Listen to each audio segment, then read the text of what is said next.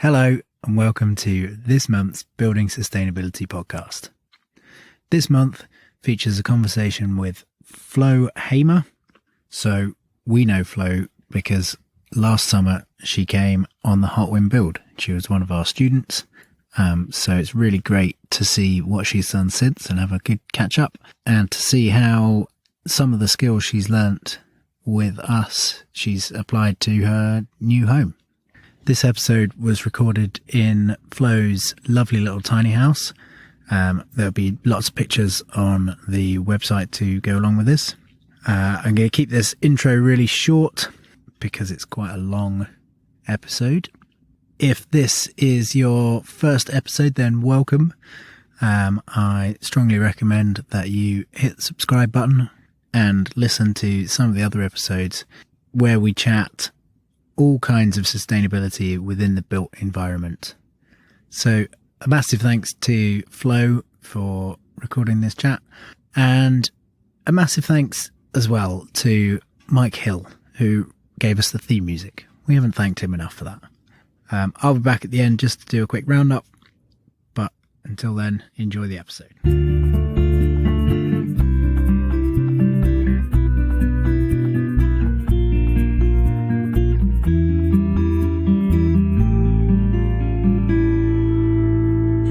So on the way here, I sat down and tried to write questions earlier, and I was thinking like, oh yeah, tiny houses, what type of tiny houses are there? Oh yeah, there's boats. And it only just really dawned on me that I live in a tiny house. You do? Yeah, my little canal boat is, well, it's 11 metres long, but that includes probably a metre and a half at the front, which is outside space, and then 2 metres at the back. Mm. So, yeah, the actual internal space is pretty small. Yeah. And it doesn't have a cool second floor like yours does. Yeah. And I can only stand up straight in, like, a thin strip down the middle of my centre. Yeah. Yeah. I mean, there's lots of, I think, if you live in a yurt, that could count as a tiny house. Yeah. Like, it's a very broad term. I think it's now become a recognisable thing for this sort of structure. Yeah. Normally made out of wood and, yeah. But then, yeah, boats are tiny houses, vans are tiny houses. Oh, yeah, my summer home. You have... you own 2 homes, Jeffrey. Yeah, I mean, I'm a bit of a tiny house connoisseur, really. Your summer home. Yeah. I'm just a mere peasant. I only have one. Wow. That's the thing about tiny homes, is you can have a couple. Many. Like a whole flock of tiny homes. And altogether they add up to one normal house. Yeah. Nice. So how big is your home? So it's built on a 16-foot Ife Williams trailer. What's 16 foot in real money? Okay, yeah, let me answer that a different way. So it's 4.8 metres by 2.5 metres. Okay. I think. Yes, that's it. And it's about 3.9 metres off the ground, from the ground up. So base like wheels. total height. Total height. So that means it's completely road legal to tow. So it's maxed out on its dimensions that it could be. So I think, it's 2.55 metres is the width, the maximum width you can tow on the road in the UK. So I went for just under that. Yeah, well, get the most you can. Yep. And and it's a bit too tall, really. So I can't take it under 4-metre bridges. Okay, yeah. Which is definitely something which was a bad design. Okay. A design flaw, maybe. But the length is, it's so 16-foot trailer is what a lot of people that, know about trailers will be like, okay. The i4 16 foot. The Ife Williams 16 foot. Oh, the trailers twin are axle available. Trailer. Flatbed deck over trailer. Ooh, yeah. I know all about those now. Nice. So you said it's slightly too tall. It does mean you've got a lovely upstairs mezzanine, I guess. Yeah, that was definitely something that I wanted. I really didn't want it to feel claustrophobic in the bedroom, and I wanted to be able to sit up in bed. So there's a lot of measuring my torso and adding, the height of a mattress. Yeah. What if I'm wearing a hat? Exactly. I can't wear my top hat in bed. It's really silent. But I wanted it to feel really open, because I'm a bit claustrophobic. So I really... Right. And I've slept in a few places like vans and things, and that were just too cramped for me. So I knew that would be a thing. I wanted it to be spacious enough and feel the height of it really makes it feel bigger, I think. But then so I kind of maxed out the dimensions I could, but that would definitely be something I'd change if I was to build another one. Yeah. Because just for moving it, it does make it a bit more difficult. You have to really plan your route.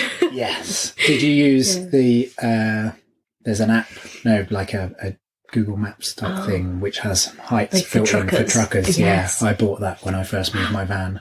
Oh, I should get that. And I have a big sticker on my steering wheel that tells me how tall my van is. Weirdly, it just says 11 feet, which... I don't work in feet, so I've got no real comprehension of how tall that is. You just made yourself more confused. Yeah. I just know to look for the numbers on the bridges. And if it's smaller than 11... then you're fine. Yeah. No, then you're not fine. No, the opposite, yeah. You're like, it's 10, it's fine. Yeah. Yes, it is. It's.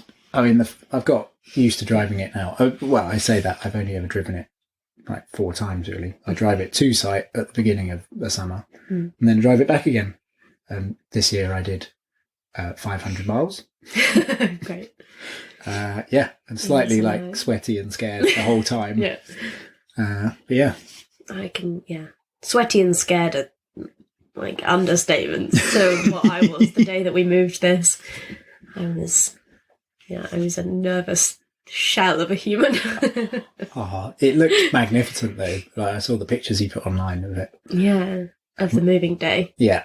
The best picture I think I took was when we stopped at a petrol station and we parked it in between like some big trucks in the, in that bit where all the trucks park. It was like big truck. Oh, it's a little house. Big truck, big truck. It's really good. Did you get some big like burly truckers coming in? Like kicking the tire. What is that? Yeah. Sort of shaking it, singing. Yeah. And then it's so funny, like I was driving behind it, so we got a company to tow it with a big 7-ton truck. And I was driving in my little Ford behind it, and people would overtake us, and I would hear people like, because it was in the summer, so like everyone had their windows down, I could hear people like saying stuff as they drove past. Oh, obviously, like most of it was good. They were like, "What is that? Oh my god!" People were like filming it, and it was really funny. Yeah, it was pretty crazy. Nice. Crazy day. I like the slightly voyeuristically just heard what people thought about your house. Yeah, a lot of it was like really nice. Honestly, it was like, "Oh, that's so cool! Oh my god, look! It's like, oh, look at the little window! Oh my god!" It's a very cute thing. Thank you. Yeah, we'll post pictures. Assuming you've got some nice pictures. It's dark when I got here. But... well, I have an Instagram all for the house, so there are lots of pictures on. Give it a quick plug. Oh, so exciting. It's at Flo's Tiny House. Nice. Well, I'll link to that. So that's got some nice pictures of it. And then... so where did you first hear about tiny homes? I think... probably the wonders of Instagram. Good old Instagram. YouTube. It's definitely become a trend. Like van life. It's one of them. Hashtag tiny house. It's got lots of things on it. But I think I've lived in a few vans, and I've always felt very... It feels really right for me living in that way in a small space. And so it's always been something that I've thought about. And it just seeing the movement expand and grow in the States and in Australia and like Canada and New Zealand and places where it's a lot more common. it just, it was more on my radar, and I had seen a lot more of them around, and I got really inspired by all the other ones I'd seen. So that's kind of how I first heard about them and where they... Like, what was it about them that sort of excited you, or is it just because they're like a big house but small? Because they're Everyone really loves cute. tiny things. People do say that. They're like, oh my God, everything is tiny. Even your fridge is tiny. I'm like, that's because I don't have any space for a big one. Yeah. I could have a giant family fridge, but I have nowhere to stand. Yeah. It's not just a cute miniature version. Yeah. Although it is pretty cute. It's very cute. I think, just loads of things, loads of reasons why it really appealed to me. I think the living in a small space, there's something really amazing about that. And, you know, from living in a boat, like it's definitely there's just something about it. And also living in something that either you have built or you know someone that has built it, or you have a connection to the building. Yeah. That's, a whole different thing. And you can obviously have that with big houses, regular size houses. Grown-up houses. Grown-up houses, exactly. This is not a grown-up house. And that's something really special as well. And so those two things combined is like, it really appealed to me. Living in something small, and I've always wanted to build a house. It's like a dream. It's always been a dream. Because it's like a fundamental thing that we all should do. And I just kind of thought, oh, hell, why not now? So, it appealed to me for that reason. And I think you're forced to live in a very specific way when you live in something like this. And that is a way that aligns with how I would want to live anyway. I don't have that much stuff because obviously there's not much room. Yeah. But having said that, I've managed to cram a lot of crap into this house. Well, no, lots of lovely things. I think you have got a good amount of choice things. It's not a cluttered house. That's good. I was worried that it might end up being that way. Yeah, I think that's a danger. But one of the things I was definitely drawn to is small spaces means that you don't have loads of things, and kind of like every time you bring something new in, you've got to really think about it, like hold it in front of you and go like, is this just tat, or is this? Where is it going to go? What do I have to get rid of in order to keep this thing? Exactly. It's like that sort of William Morris idea of, I'm going to misquote him. You can do it. Go on. Is it only... You got it. Only have things in your home that you find beautiful or useful? That you deem to be beautiful or something? Or something, yeah. Beautiful or useful. Paraphrased. That's what that guy said. Good old Bill Morris. Old Bill. Classic Bill. Love that guy. Love the arts and crafts. So you did. Loved a bit of knitting. There's just a whole load of spab fellows like shaking their heads at us now. It's okay, we love you, Spab. Yeah. I'll explain what spab is at the end. It's definitely that thing, isn't it? And the smaller the space, the more you have to be pretty brutal with. Yeah, definitely. And I think for years, I've been slowly collecting things, and that I've made or people have made for me or that I've found, and lots of things that I've always thought, oh, this will be great when I have a home, when I have a house that's mine, And so it's been so nice to have a home and have a space that I've made. Yeah. And I've been able to choose really carefully those things. And I think that really, I think Bill was right, I've got everything in here is something that I think is either beautiful or useful, or both. Normally it's both. Yeah. And that's a really special thing, actually, to look around your home and see value in everything and it not be full of crap. And how did it come about for you to build one? Like, what was the process? What was the thought? What was the tipping point which made you go, I'm going to do it? Yeah. I'd had the idea for a while, and always thought, oh, that would be a cool thing to do. And I went travelling in Australia, as every other 20-something girl has done. And this is such a cliched story, but I was travelling up the coast of Australia. Did you find yourself? I found myself, and I fell in love, and all that shit. So I started dating someone who had a tiny house that he lived in, that he had built. No, but I lived in the tiny house with him for a few months, and it was such an amazing thing to live in.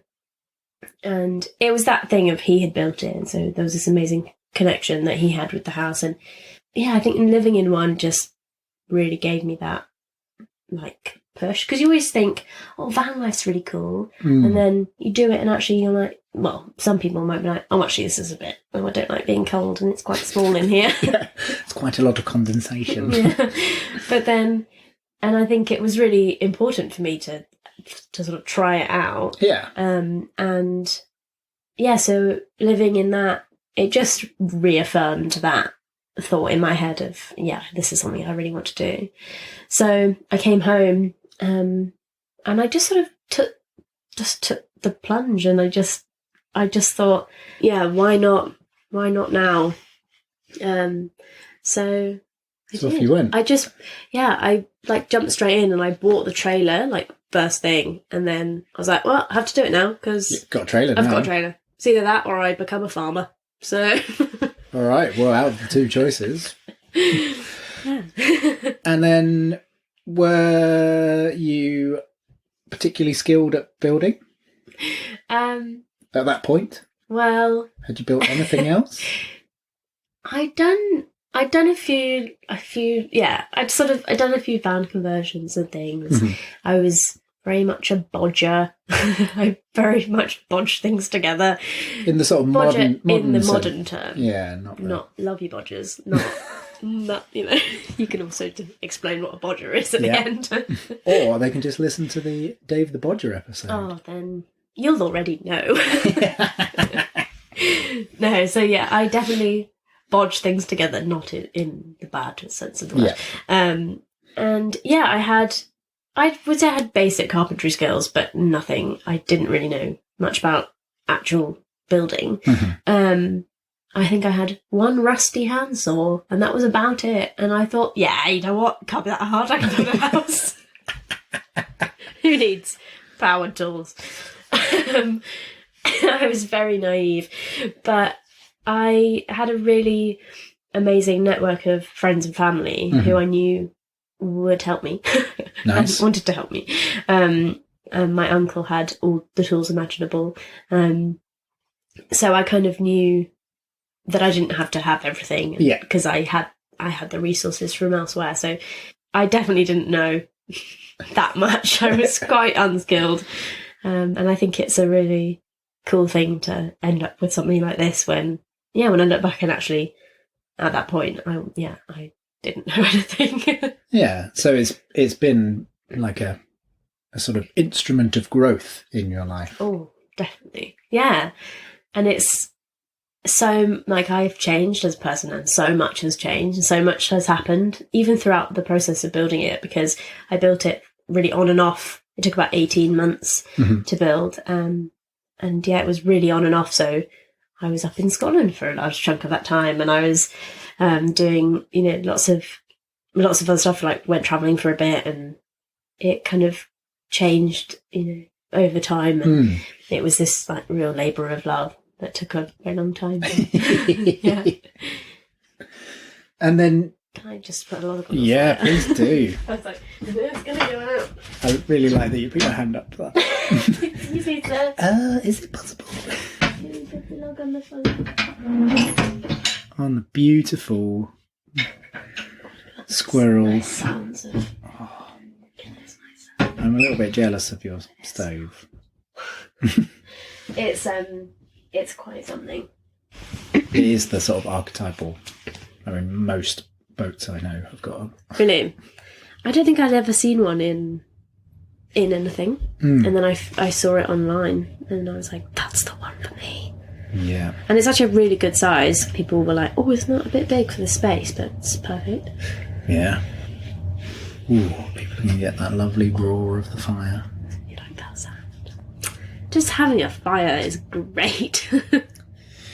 Yeah, I mean, I think there's something pretty special about, fire was supposedly the thing that made us develop bigger brains, and because we could cook our food and... Oh, yeah. So, having that connection to quite an evolutionary leap in your, like, just basically is your TV. Yeah. you do just stare at it, don't you? Hours go by. Love this channel. It's the best. I do that at the laundrette. Channel's also good, but it's not quite as fun. That one's a much shorter programme, though. Where were we before Log on the Fire? That's all right. You were about to ask a question. Was I? Oh, yeah. So I was going to ask you about if there was a plan. Like, did you build this to a specific plan, or did you let it kind of evolve as you went? There wasn't.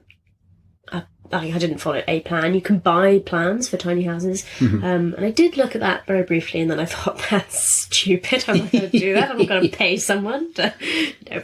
So I was very stubborn, and I was like, I'm going to do it myself. So I did a lot of doodling, lots of drawings, and then I was very professional, and I used SketchUp and did a little SketchUp model of it, and just did loads of research and watched loads of videos of other people's houses, lots of Lloyd Kahn books, and nice. And like got lots of inspiration from other tiny houses, and decided on the size based lots on like what I had seen, and then thought about obviously what I wanted and the things I wanted in the house. Whether that depicts like how big it's going to be and where I wanted to move it, and all these factors that come into the design. And then just lots of drawings and. Did you do the thing like I made when I was doing my van? I got square paper and I drew it out. Like, this is the square meterage. Oh, yeah. And then I made, like, a sofa-sized piece. And like, put it, what if sofa goes here? Yeah, and then what if sofa goes here? Oh. What about here? No, that's terrible. What about here? And then, this is bathroom. The bathroom square. Yeah. Yeah, I should have done that. I didn't. I just had... I can show you. I wrote a notebook of all the, like, scrawlings. And they were just really bad drawings of... Yeah, it's terrible. But it's amazing because I look at the SketchUp model especially, I look at that and it's exactly how it looks, which nice. I was like, yes, I was so good at designing it because it didn't, apart from there was one design thing about the stairs that changed, but apart from that, it's exactly how I designed it, which is so satisfying. Cool. Even the placements of one of the original drawings is a stable door and a round window and then a stained glass window. And this was before I'd bought any of the windows or door or anything. And that's what it is, and it's really cool to have that. So maybe people that are driving or are not able to look at pictures of this, we should maybe describe this beautiful home. Yeah. It's right now we're in the living room. We're in the living room. The room. Tours are very short because it's like there's living room, kitchen, upstairs, bathroom. That's it. It's one room. And get out. Yeah, and bye. Yeah, so it's so half of it is a pitched roof, which we're under at the moment. So the first half as you come in. So you come in the front door, you're in. Yeah. So there's a sofa to your left and then a fire to your right. And then the kitchen goes, it's like an L-shaped kitchen, so along the right hand wall and then on the back, and then the bathroom is sort of back left corner, and then the stairs are along the left hand wall, and then the second half of the house, so above the kitchen and bathroom, is the not flat roof. Not flat. Yeah. Very clever. Don't do flat roofs. It's not a flat roof because that's silly. Yes. And then, so it's a very shallow pitch, and that's where the bedroom is. So you've got more headroom, a sort of mezzanine level, more headroom. Yeah. It's nice. I really like the sort of dual roof pitch thing that happens. It's really lovely when you sit up on the, like, in bed, and then you look back, and the kind of the shape that the roof makes there's something really nice about it. I don't know what it is, but it's kind of like having a dormer window. Yeah, like a dormer window, but just two really big ones. Oh yeah, it works so beautifully. Thank you. Yeah.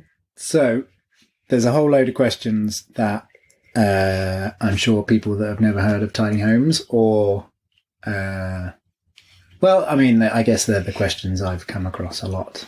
Yeah. In my experience with tiny homes. But one of them isn't this just a caravan? Why aren't you living in a caravan? Why did you build this?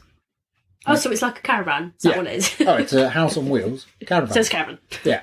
Like, why is this not a caravan? How does it differ? Why aren't you living in a caravan? That is a good question. I ask that question every day. Why didn't I just buy a caravan? No, I never ask myself that question.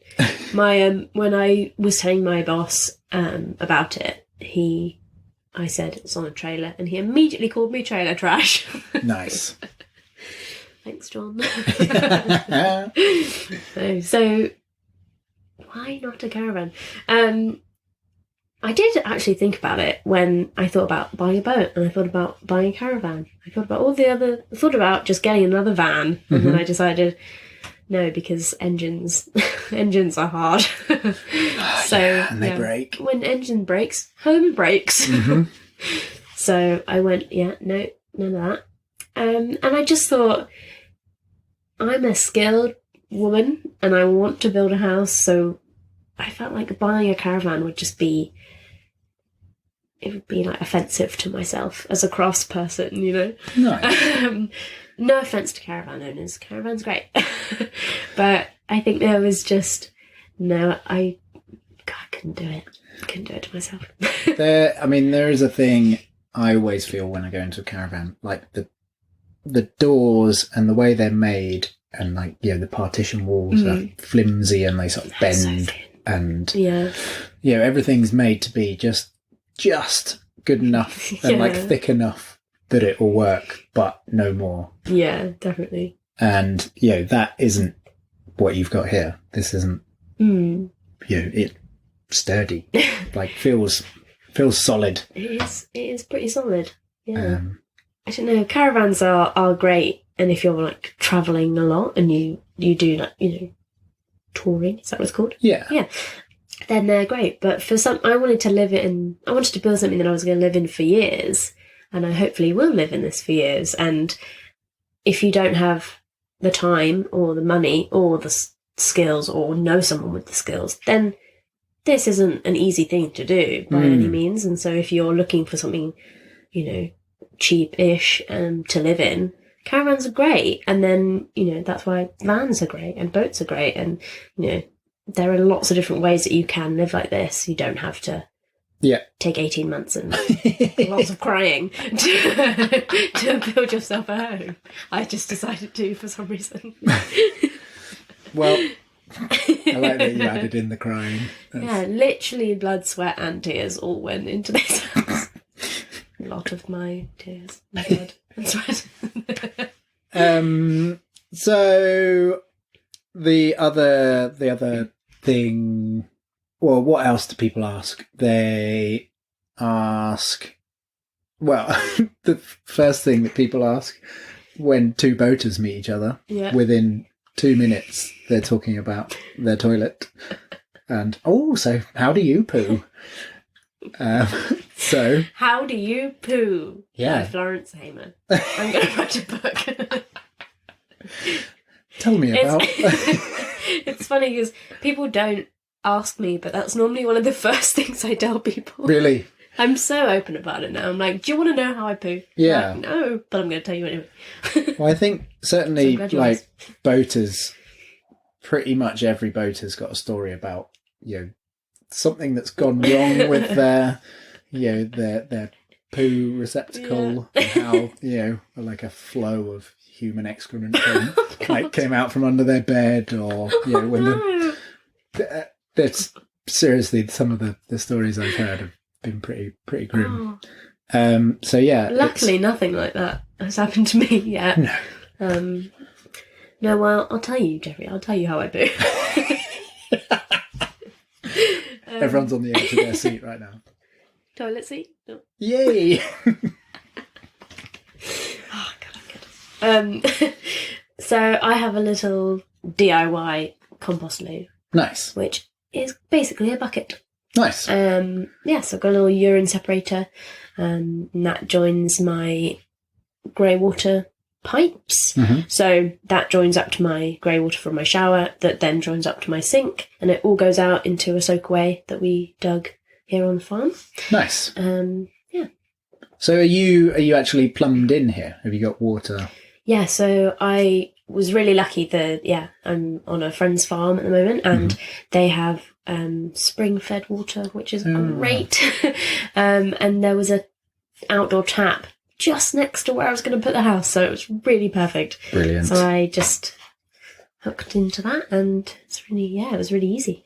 If you didn't have that, have you got a water tank and a pump and stuff like that? I don't. I have a pump and an accumulator and all that stuff, because I thought I might need it, because I didn't know where I was going to be living. But yeah, I had kind of I have a backup plan for when I'm somewhere where I can't have water. So I think that would probably be, put some guttering on the house and get a little rainwater tank, and then have, a pump and a filter and things. But you kind of got to be flexible with this sort of way of living, because, you don't know.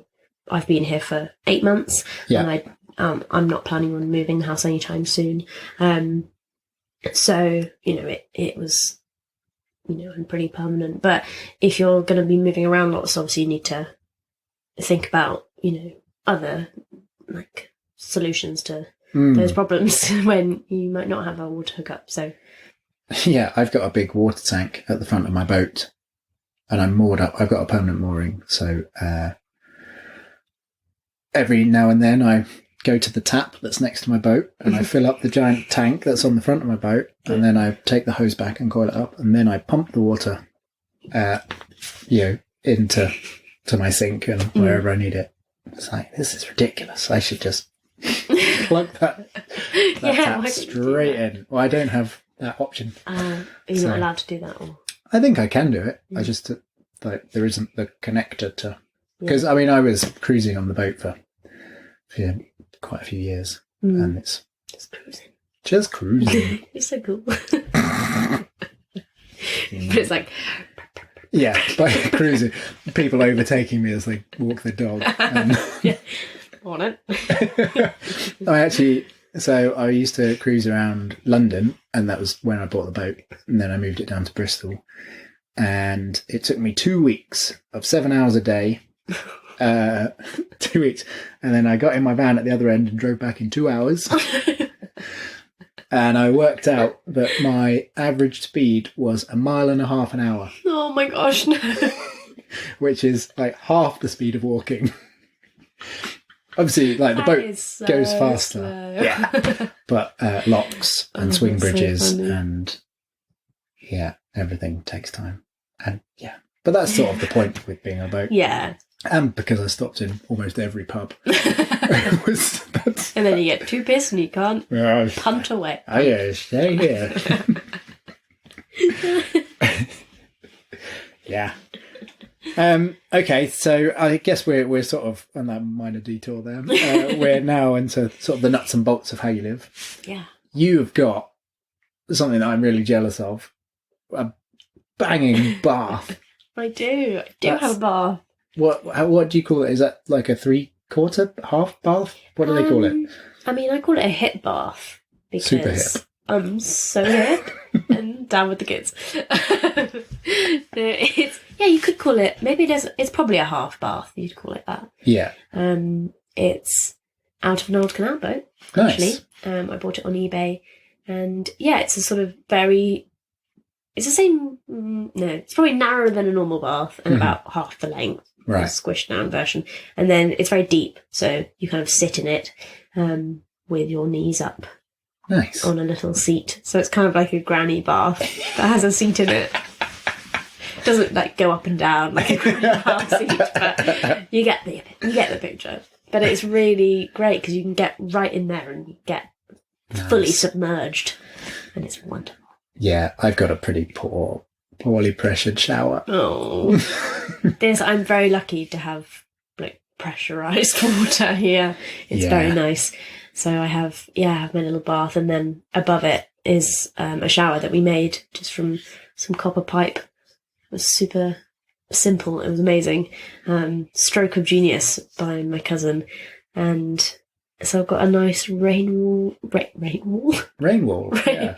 The wall of rain. Rainwater. Is that the word? Waterfall. That's it. A waterfall shower, which is amazing. So, there's pictures of that on your Instagram? ? There should be, because it's ace. We'll take a video of you turning the shower on and looking happy about it. Shower goes on. Goes on. All right, so what else? You've got electricity in here. Is this solar or is this hookup? I am on solar. Nice. So I have pretty great solar system. I've got four 280 watt panels. Right. That's pretty chunky. It is chunky. And I've got a little charge controller and an inverter, and then a big lithium-ion battery, which is fancy. How big's your battery? We're getting slightly into nerdy. Like, there's a lot of people who have never even heard of tiny homes just going, what the hell are they talking about? Yeah, this is very niche, nerdy talk. So I've got one battery, a lithium-ion battery, and it's 160 amp hours. 160. Nice. So and that puny compared to yours, but well, 200. But and you find that's fine for all your needs? Yeah. So at the moment, it has been. This is the first winter I would have lived in it, and so I've only had the solar system all set up for maybe like 4 months, and as of I think last week, it did run down for the first time. So that happened. So I'm thinking about what to do over the winter, whether to get a little generator. But I'm very lucky because I'm really close to the house, my friend's house on the farm. And they let me have an extension lead occasionally. Very nice. And so my inverter is an inverter charger, and you literally just plug that in, and it's a really hefty battery charger, so it just charges the battery really quickly. So that's a really good. I'm really lucky that I've got that option. But I could do that with a little generator, or So I think pretty much all off-grid systems. Although, just saying that, when I chatted to Chris Vernon,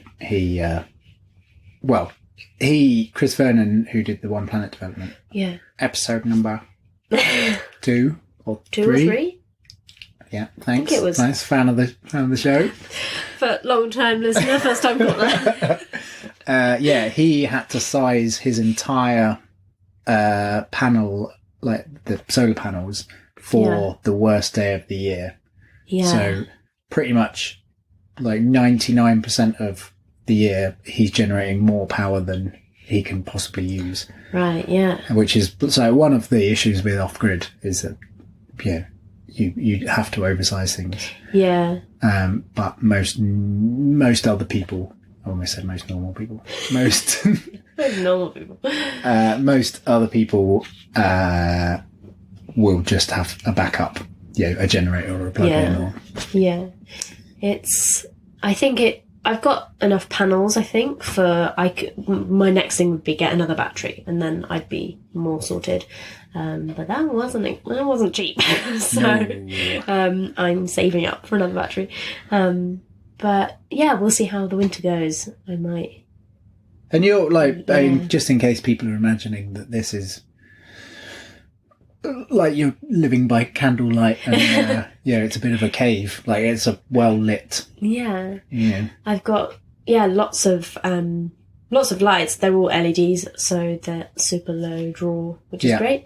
My biggest load is probably my fridge, right? So that eats up quite a lot of power. I turn it off every now and again if I'm worried about if it hasn't been sunny or but that's it really. And then I've got my inverter for my plugs, but I just occasionally charge my laptop or my phone, and that's basically it. So you're living a modern life. You're not cut off from conveniences. Definitely.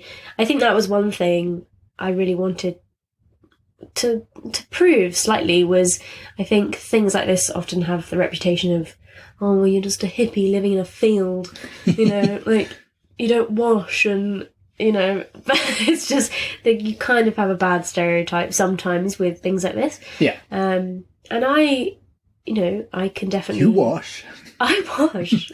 It's like shock horror, but I do wash. Sometimes. It's, I can definitely live like that. I'm not, I'm hardy, but I'm not going to deny I do love my home comforts. I love a bath. So I thought, if I can have a bath, I'm going to have a bath. And it's things like that. I really wanted to build something that was just as comfortable all year round as a normal house. And that I think I've done, which is really nice. We're in here now, and it's really nice and warm and toasty, light, and we've had a nice cup of tea, and it's all these things that it's not that difficult to make a space like this really comfortable and like a regular home. Yeah. So yeah. Without all the excess space to fill with tat. Exactly. All the comforts, zero tat. Yeah. I mean, there's a bit of tat in here, but. So let's talk a little bit of like what's in the walls, like what presumably. But I'm big into insulation. Yeah. I like building super insulated houses. Yeah. I guess one of the things about building your own home is you can choose how much you wrap the building in. It's straw. Yes. Shock horror, I made a straw bale. Imagine. That would be It'd great. be a very, very snug corridor. It'd be so small. That would be horrible, actually. Yeah. All of the things that you get in your nice, light, airy, that would be gone. Yeah. Right. It was really nice to be able to choose all the materials I used. That was a really cool thing. So I tried to use like secondhand materials as much as possible. Yeah. Like reclaimed stuff, anything I could get my hands on. Grubby little paws. And so I tried to use all like local stuff. So all the timber was really local. Came from like 10 miles down the road. Nice. I think. Like the timber that you built the actual frame with. Yeah. All the wood. So it's all Western red cedar, and then there's ash in the kitchen and so ash worktop and on the stairs, and then there's lots of ply for like the kitchen. Obviously that isn't local. But all the cedar came from just down the road. Fantastic. And it was really cool. I went to see the trees before they got felled, nice. Which is very cool. There's something pretty special about that. I went like shopping for my trees. It was really cool. Pick the trees that you're going to kill. Yeah. I literally gave it a hug. There's a picture of me hugging this tree, and I was like, sorry, but I'll love you. Yeah, where it's living on in something, utterly beautiful and functional, and it's providing a really great new life. I realised I didn't really answer your question. What was my question? What's in the walls? Oh, yeah. I'll get there. Well, no, wood is in the walls. Yeah, wood is in the walls. So trying to use just secondhand materials meant that actually I tried to find some insulation that was like secondhand or cheap. And so that meant ideal world, I would have used sheep's wool in the whole house. That's expensive. It is. And I was really lucky. I found, I think 6 rolls of eco wool insulation, which is a brand. It's NAF, I think is the brand, but it's a type of. It's like it's called eco wool, but it's like fiberglass insulation made of recycled glass bottles. Nice. I mean, let's hope. So I got 6 rolls of that from someone that had it left over from a project. Great. Which was perfect. Because everyone's like nearly always got a little bit of leftover insulation. And that's the sort of thing that I did a lot in this house, is I got little bits from people that, exactly that was left over from a project.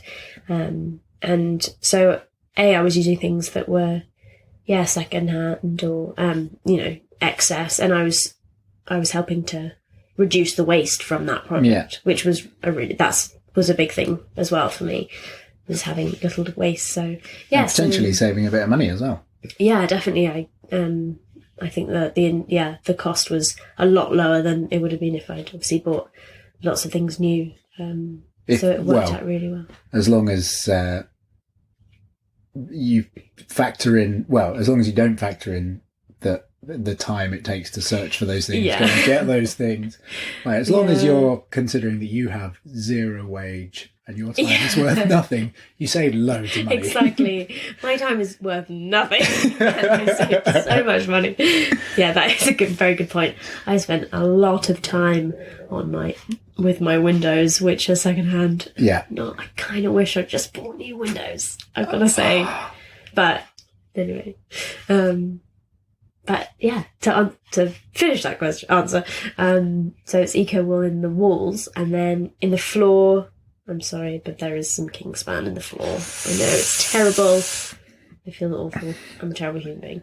I mean, it does a very good job. It does, and I kind of just needed something that was a bit more solid in the floor. No, understandable. But it's minimal, so I feel good about that.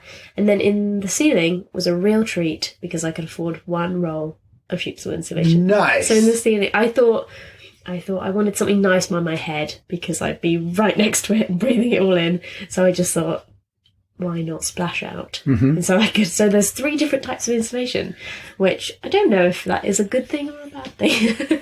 I think as long as the insulation is like a continuous envelope around you. Yeah. As long as there's not one which is excuse me, is like a really bad insulator, because that would be a cold down. spot. Yeah. No. It lets the cozy team down. Yeah. No, you could be the judge. I think it's quite... I'm snug. He's snug as a bug. Yeah. It's been... I was really surprised, actually, when I first started living in it was April, so it was quite warm, and it would warm up in the day from the sun, and then it would just be so warm in the evening. Nice. And I was in it, and I was like, oh my God, it works. The insulation works. This is what it does. This is the point. So that was a pretty nice feeling. Nice. Yeah, it's really, I think it... So, here's the question that I'm sure loads of people probably want to know the answer to. How much did you spend on your tiny home? Yeah. I haven't totaled it all up, because I'm scared to. And I don't keep receipts, because who does that? Okay. So a random stab in the dark number. Yeah. It is. No. I think roughly it was about 15 grand. Okay. Maybe more like 20 grand, because I ended up so my solar system was quite expensive. So if you count that. And also, I built it with my cousin, I should say. I should have said at the beginning. Sorry, Leo. You're the best. Love ya. But yeah, so, and he worked on it full time with me. And towards the end, I paid him for his time. So, because he is amazing and a very talented man and was well deserving of some money for helping me build it. Nice. So I think with that as well, that was an added cost. Probably more like 20 grand. Yeah. Yeah. Wow. I mean, it's a pretty, it's a sizable thing. I mean, there's little apartments in, cities that probably are smaller than this that would be, Oh God, that'd be tiny. put a zero on the end, sort of cost-wise. I think it's really amazing that I own a home and I don't have a mortgage and I don't have, have very minimal rent and minimal outgoings on the house, no bills to pay. Yeah. So that is a really amazing thing. And that's also another reason why I did it, really, is to have that freedom of owning a home without having a mortgage. Yeah. At 25. Like, oh, yeah. It sounds a bit boasty, but it's really, I'm so grateful that I have that. And it's really amazing. So what has that, being mortgage free, not having rent to pay, how's that sort of changed the way you can live your life? In loads of ways. I think that just fundamentally having the freedom of having very little outgoings is a massive thing. So yeah, I've been working as an apprentice recently, so I'm on an apprentice's salary, which isn't much at all. And I think if I was working in that job and I was trying to rent somewhere, I would be struggling. Yeah. And nowhere near be able to buy anywhere. Like, no way in hell. And that's, a huge thing that my generation are facing.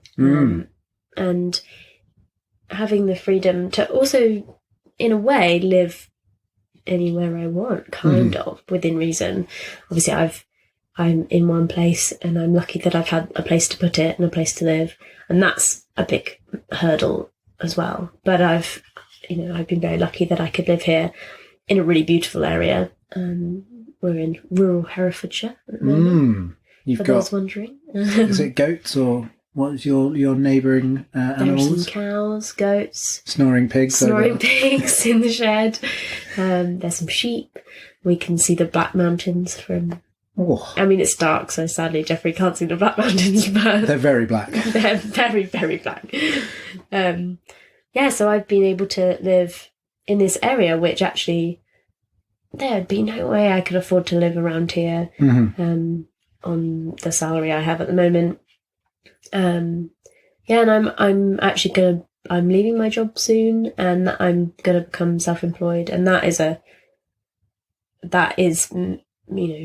I can do that because I live in a way that means that I'm not terrified to leave the security of a full-time job. Yeah. Which is like, I'm hugely privileged to have that. I know that, and I recognise my privilege that I can do that. Because, not a lot of people, can leave the security of a full-time job and know that they're not going to, struggle. And I might struggle, I don't know. But I think I might be all right. I don't know. We'll see.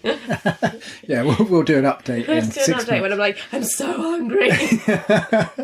Thank God you've come to visit me. Did you bring me some food? I've eaten my stairs. Do you think that living in your tiny home has altered the way you live your life, sort of day to day?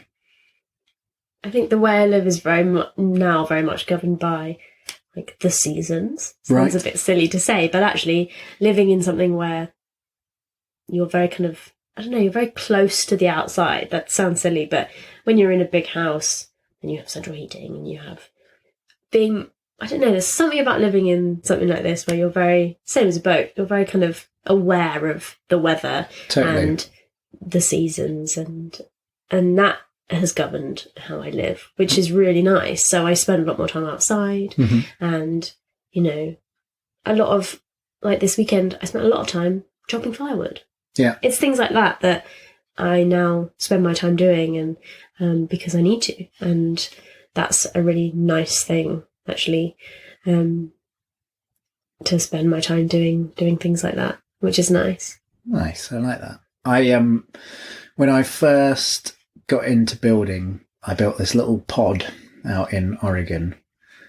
I sort of came up with this whole thing, which I thought was very original at the time, and I called it like pod living, and it was sort of before like the glamping pods really kicked off. So maybe I probably started that. Yeah, you did. You're welcome. I have everybody. heard that someone did. Say. Yeah. At Jeffrey the Natural Builder website. Yeah. But thank you, Flo.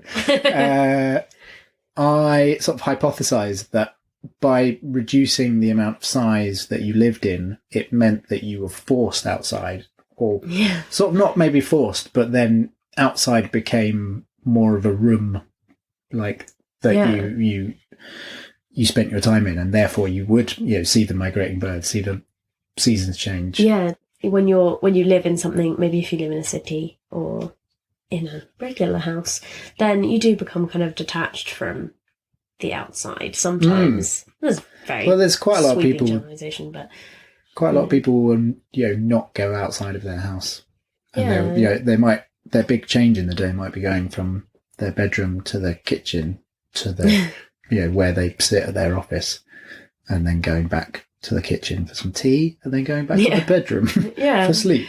And don't get me wrong, some days I do that.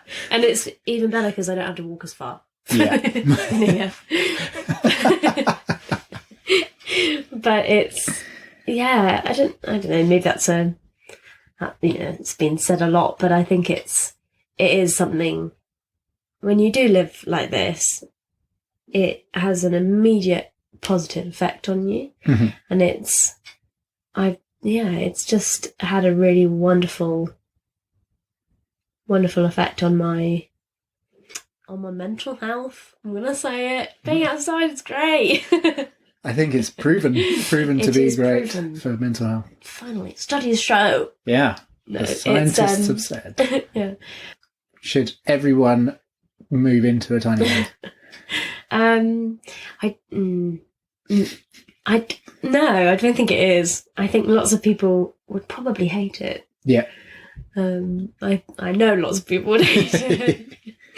You have to be, you have to be the right sort of person, and lots of people think living in a van is hell, and why would you live on a boat? What's wrong with you? Lots of people say that to me as well. I meet people that, really? You live in why? Why do you live in a tiny shed on wheels, you weird woman? And what do you say to those people? I say, don't come in for a cup of tea. Oh, yeah, you change their world with showing them how glorious it is in here. Yeah, I think it's for someone that thinks they might like it or know that they would like it. I would definitely say do it. Nice. Because it's amazing and it's the best decision I ever made. But there are lots of people that it wouldn't suit, and that's totally okay. And you can live in the way that suits you, and I'm not forcing tiny houses on anyone. You can live in your big verbose house. You knob. No, I'm joking. So do you think there's a link between sort of sustainability of living and tiny living? Do you think it makes you more conscious of, I don't know, waste or consumption? Or yeah, definitely. Not trying to put that sound. They were very open-ended questions. They were leading questions. That was no, definitely. I mean, from a basic point of view, I put my rubbish in my friends' bins. Right. So that in itself is like adding to another family's rubbish. You have to be really aware of how much rubbish you have, and that's just a really basic thing, but I'm very aware of that, and things like water consumption and how much gas you use when you cook. I suppose by the fact that you have to go and get a replacement gas thing whenever they run out, therefore you don't want the gas to run out because it's cold and don't have to go outside. Yeah. So you naturally conserve it. Yeah, definitely. And you kind of work out how much you get to learn how much gas and water and electricity you use, and that's something really nice about having like the solar system as well, and then like battery monitor and things, and I can see how much power I'm using, and I have to really think about how much gas I'm using, and I cook on my fire a lot because I have it on, and I just put my kettle on top of there instead of using the stove, and little things like that. And before I dug my soak away, when I first moved, I had a bucket underneath the house where the wastewater came out, and it was amazing because I would have a shower and I would try and not overfill the bucket, so have a really quick shower, and then I could empty the bucket and it not be really annoying. But if I had a really long shower, it would just all be wet everywhere and it would be sad. So that was a really cool thing at the beginning I was like, oh, that's how much water I use. Nice. And I've got really hard to tell. I can't visualize how much. I can't visualize how much water a shower uses. I think, but you've actually got a literage of. I feel like most people would have no idea how much water they use, and you can you sort of time your shower, but you've got no idea how much water you're using. And so that was, now I don't, because now just sod the water, waste it. Sod the water, it goes all down the hill and it's fine. But it's, I'm definitely aware of it. But gas especially, because I have to go and refill that, and so it does. It's made me a lot more conscious of what I use, and it's made me change the way that I do things so that I use less. Nice, which is really positive from a sustainability point of view. Yeah, it really puts your inputs and your outputs right in front of you. Yeah, it makes you look. Yeah, it makes you look at what you use and how much waste you have. Yeah, whereas I think probably conventional house living, everything's done to kind of hide those away. Yeah, definitely. You become detached from it, and you don't know how much electricity you use, or you just pay the bill every month. Or when you plug in a new thing, because I've done this, plug something in on the boat, I've just gone oh, no. That is never getting plugged in again. You try and charge your batteries for your power tools. Yeah. No. Oh, no.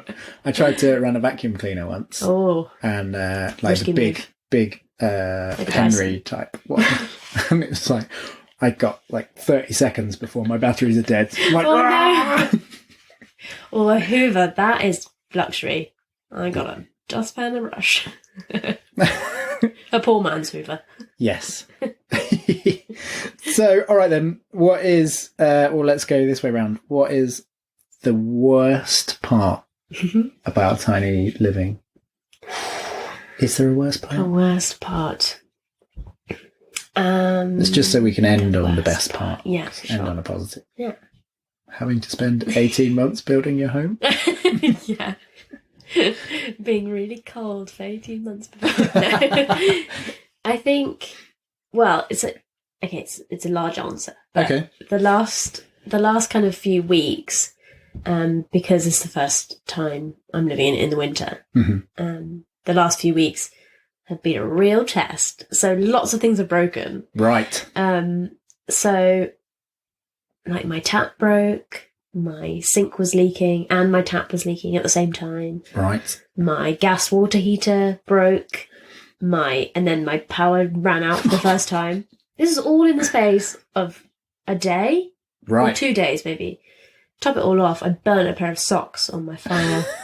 So that was really sad. I've got them here. It's a terrible week. Oh, wow, yeah. I'm going to fix them, so this is why they're here. But they're just, singed to... They have no soul anymore. Oh. Like me.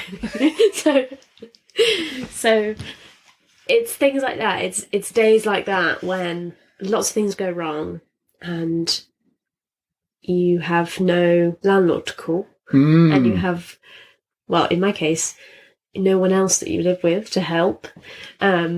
So that was challenging, but actually, quite empowering. That's not even a bad thing, because I fixed everything. Yeah, because I'm a legend, and it was so empowering to just have the problems, but find a solution and fix it, and I've turned it into a positive here. You've done a great, classic interview technique. But that's a really great thing of having built it. I know how it went together, and I know how. I mean, I had to call my cousin a lot to be like, "How did you put the tap in?" Because he did all the plumbing, and I'm like, "I've got no idea." But I mean, it's a new build. Essentially, it's a new build house, and you'd expect pretty much 90% of the things to go wrong will happen in the first sort of 6 months, right? And then it'll be fine for a few years, and then they'll start wearing out, and then it's just a constant list of things to fix. Yeah, that's how I find living on a 35-year-old boat. Yeah, I'm just at the constant list to fix end. Yeah, because that's something I kind of forgot. I sort of finished it, and I was like, great, I'm done now. I'm done. Mm-hmm. I can just live in it. And then, obviously, like you said, with any kind of home, there's always things that go wrong. And if you live in somewhere when you rent, you don't have to fix those things because you just call your landlord. Mm-hmm. So it's a really difficult thing, but you have that when you own a home. But I think it becomes more difficult in something like this because you just become a bit stuck sometimes. Like if I run out of gas. So also on that day, there was so much rain that when Jeffrey drove onto the farm, you go over a little bridge over a brook. Oh, yeah. It's not really a river, but a little babbling brook. But when we had loads of rain a couple of weeks ago, it wasn't really so babbling, and it was more of a roaring torrent of water. So, and it flooded the bridge, and I couldn't leave the farm. So I couldn't leave to get more gas that I needed and various tools that I needed to buy to fix the things that were broken. So that all made it a little bit more difficult. So you had no socks, no tap, no gas. I only have one pair of socks and I burnt them. My feet were so cold. Okay, that does sound like a pretty bad day. Yeah. But now you've come out the other side. All right then, so let's finish on the best part. Sell the tiny life to the good people listening at home. Tiny dream. Tiny, really boring dream. So, oh gosh, that's so hard. The best thing. I mean, this sounds so cheesy, but I wake up most mornings and I look at it and I just think, I built this. I built this. Yes, with a lot of help. Thank you, Leo. But I built it and I live in it and no one can take that away from me. And it's such an amazing feeling. I don't know. Pretty big. It's just, I don't know, it sounds so corny, but there's just something really special about living in something that you've built, even if it is big. If it's a regular size house, that's probably even more amazing. Definitely it's more amazing. And you get a, greater sense of achievement, I'm sure. But I think also for me, having done it, started it anyway with very little experience, it's even more of a sense of achievement. And also I think when I look around and I see all the little things that people have given me and people have made, and I look at all the different parts of the house, and I know who helped me at that stage. So I had loads of friends come and help, and we had loads of really fun build weekends. And I look at my round window and I'm like, oh, Maisie helped me put that in, and I look at all the different things and I'm like, oh, look at the ceiling. I'm like, Aidan helped me make the roof when he and I look at it and it's like all of my friends and my family in one building. And it's so that I think that's the best thing actually, is how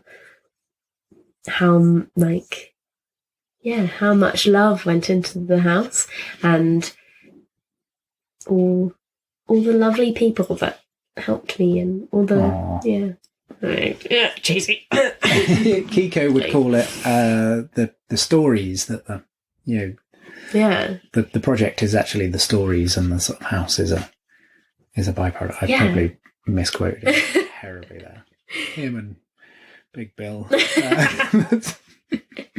Well, he was dead. No, I know what he. Yeah, I can't remember what he said, but I know what you mean. And that's definitely it. Is everything in here? Again, it goes back to everything having a use or being beautiful. Everything has a story, and it's like, oh, that's the little snowman that Sam turned, and that's the little teacup that Dave made, and and that's the best thing. It's all the stories. Nice. Perfect.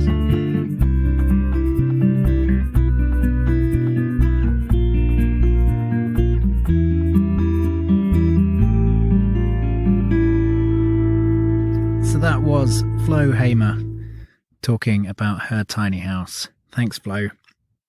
So things to mention, SPAB, that deserves an explanation.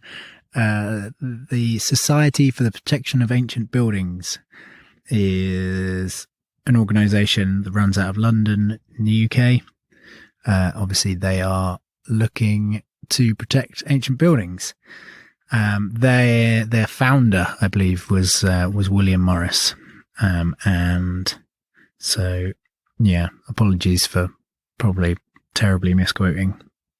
If you want to see more pictures of Flo's tiny house, then do check out on Instagram at Flo's Tiny House.